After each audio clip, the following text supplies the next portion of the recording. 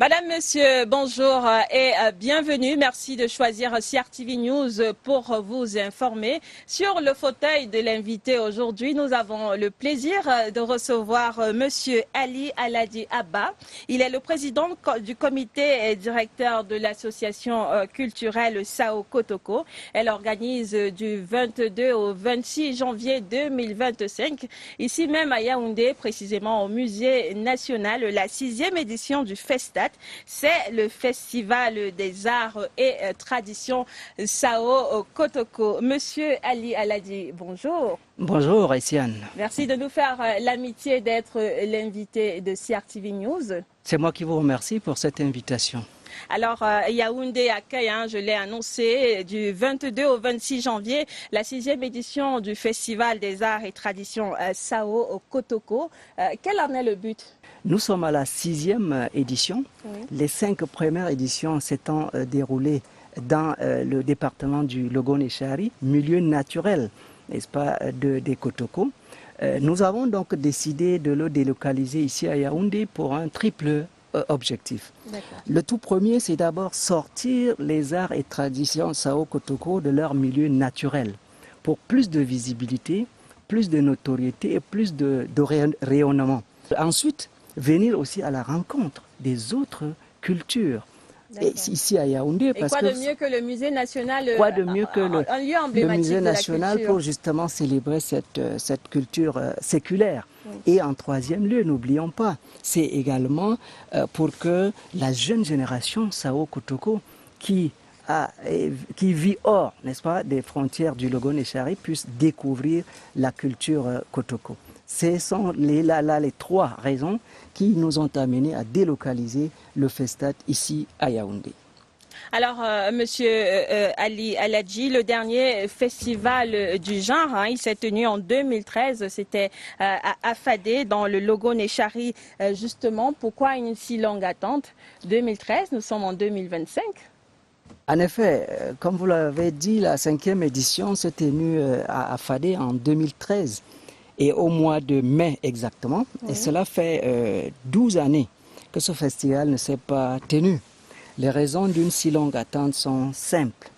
Ils sont à la fois endogènes et exogènes, oui. Mais ils le sont plus de manière endogène, exogène je vais dire. Pourquoi? Parce que conformément à nos statuts, oui. Le sultanat de Bodo devrait organiser la 6e édition. En principe en 2015. Oui. Mais en raison de la situation d'insécurité liée à la secte Boko Haram, aucun rassemblement d'envergure ne pouvait se tenir. Oui. Pour ceux qui connaissent bien la géographie du département du Logon-Eshari, le sultanat de Bodo est limitrophe, n'est-ce pas, au Nigeria, et n'est séparé du Nigeria que par le fleuve El Beït. Et donc, de ce fait, nous ne pouvions pas organiser cet événement en ce moment précis. Bien plus, l'apparition de la pandémie Covid-19, n'est-ce pas, n'a pas permis également que les choses se passent comme nous le souhaitons. Néanmoins, je voudrais quand même souligner que dans l'intervalle, l'association n'est pas restée en berne. Elle a eu des activités néanmoins. Elle a eu des activités. Nous avons entre autres tenu 2 assemblées générales. Une en 2021, en juin précisément 2021 à Kousséri. Et c'est à l'occasion de celle-là que j'ai eu l'honneur d'être porté à la tête, n'est-ce pas, de cette association. Et une deuxième en avril 2023, oui. Cette fois-ci à Goulfé, en marge des festivités marquant les 75 ans de règne de Sa Majesté le Sultan Ali Mahamat. Et c'est d'ailleurs à l'occasion de cette assemblée générale extraordinaire que nous avons décidé, de concert avec la conférence des sultans, de délocaliser le Festat à Yaoundé. Et en 2022, nos 7 souverains ont effectué un déplacement ici à Yaoundé, à l'occasion duquel le Premier ministre leur a accordé une audience. Ils sont venus donc porter la voix de tout le département du Logon-Eshari pour trouver des solutions, n'est-ce pas, à tout ce qui nous mine de ces côtés-là. C'est pour dire que les 2 années consécutives sans tenir de festival, c'est long. 12 années sans tenir de festival, c'est long. Mais l'association a continué à fonctionner de manière normale Et la tripartite d'Afadé en mars 2024 a décidé donc de la délocalisation à Yaoundé et nous y sommes. Nous y sommes effectivement. Alors, Monsieur le Président, si on devait, comme ça, en savoir davantage sur le peuple Sao Kotoko, qu'on va donc célébrer au Musée national du 22 au 26 janvier prochain, qui sont les Sao Kotoko? Alors, pour ce qui est des Sao Kotoko, je crois que vous et moi, autant que tous nos concitoyens savent et ont fait des études primaires et secondaires, et nous avons appris dans nos livres, dans notre tendre enfance, que le peuple Sao Kotoko est un peuple, n'est-ce pas, un ensemble de populations qui viendrait donc de la vallée du Nil et qui a peuplé les abords du lac Tchad autour du 5e siècle avant Jésus-Christ. C'est pour souligner qu'ils sont d'ailleurs les premiers occupants, n'est-ce pas, de cette partie du Cameroun. Et en termes de caractéristiques, il faut quand même dire, et clairement le dire, on a tous connu ce qu'on appelle la civilisation de la terre cuite. Oui. Et donc, ils sont des grands architectes, ils sont incontestablement des chefs-d'œuvre. Ils maîtrisent, n'est-ce pas, leur matière. Mais au-delà même de la terre cuite, ils cultivaient l'art du bronze, du fer, du verre et même de l'ivoire. Des grands artisans. Des grands artisans. Ils sont par ailleurs des grands pêcheurs professionnels, au point où l'histoire de ce peuple est intimement liée à cette activité. Et les Kotoko ont développé par exemple un appareil de pêche que nous appelons le zémi, un filet triangulaire monté sur une pirogue appelée wam, dont la conception technique et l'application s'observent exclusivement dans cette région qui est arrosée par des fleuves permanents. Et d'ailleurs, vous aurez l'occasion de découvrir ce zémi-là le 23 au Musée national. Voilà, le rendez-vous est pris. Alors, Monsieur le Président, le peuple Kotoko, c'est également celui du célèbre général russe Abraham Hannibal. Pouvez-vous nous parler de ce personnage historique-là? En un mot comme en mille, nous dirons qu'Abraham Hannibal, un Kotoko devenu un formidable stratège russe.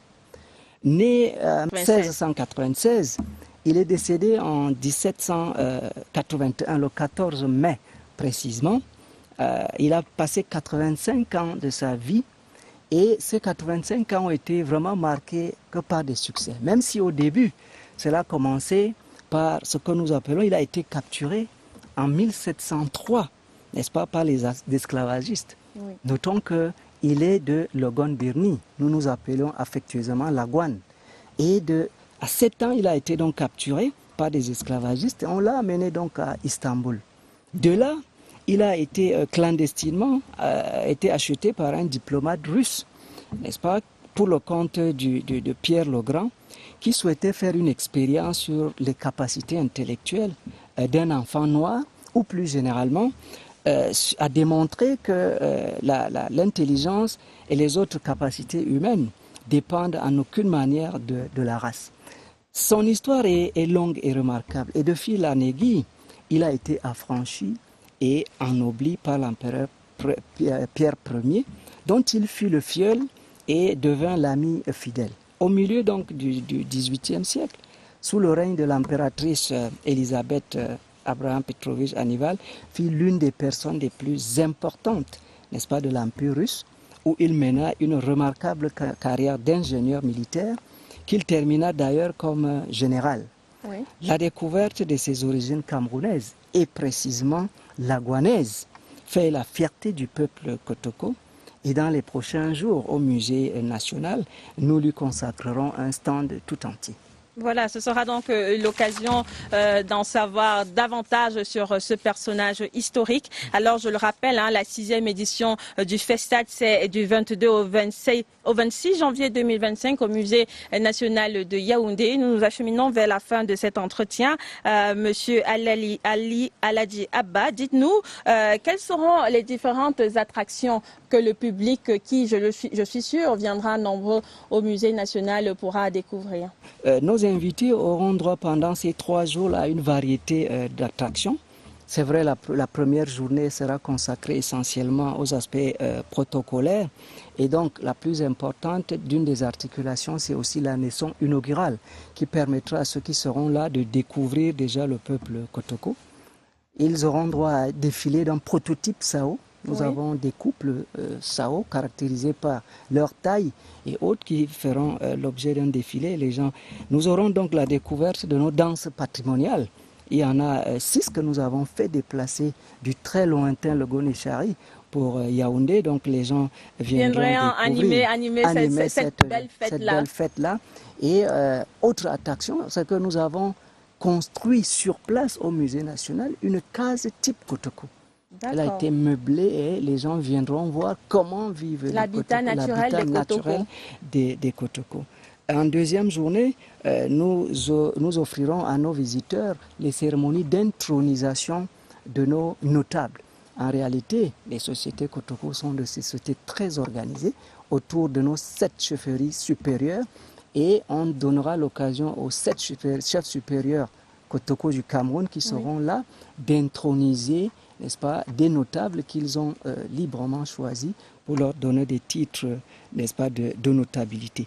Donc, en somme, une kyrielle d'attractions attendent nos invités et nous serons très heureux de les accueillir conformément à l'hospitalité légendaire du peuple Kotoko. Alors, je vais vous laisser inviter à titre personnel tous nos téléspectateurs, toutes les personnes qui nous regardent aujourd'hui à prendre dans une part active du 23 au 26 janvier donc au Musée national à cette 6e édition du Festat, le Festival des arts et traditions Sao Kotoko. Alors nous dirons à nos nombreux téléspectateurs qui nous suivent en ce moment, le message est celui de les inviter à venir massivement au Musée national, lieu mythique, n'est-ce pas, de la culture nationale, venir découvrir donc le savoir-faire et le savoir-être du peuple Kotoko. Voilà, l'invitation, je pense qu'elle est notée certainement, en tout cas sur les antennes de CRTV News, on pourra vivre la belle ambiance de ce festival. Je rappelle donc que la 6e édition du Festat se tient du 23 au 26 janvier 2025 au Musée national de Yaoundé. Le Festat, c'est le Festival des arts et traditions Sao Kotoko. Merci, monsieur Ali Aladi Abba, président du comité directeur association culturelle Sao Kotoko, d'avoir été l'invité de CRTV News. On vous remercie et on vous souhaite un très bon festival. C'est moi qui vous remercie et puis tous mes remerciements encore appuyés au top management de la CRTV qui nous accompagne tout au long de cet événement. Madame, monsieur, c'était l'invité actu sur CRTV News. Merci de rester en compagnie de nos programmes.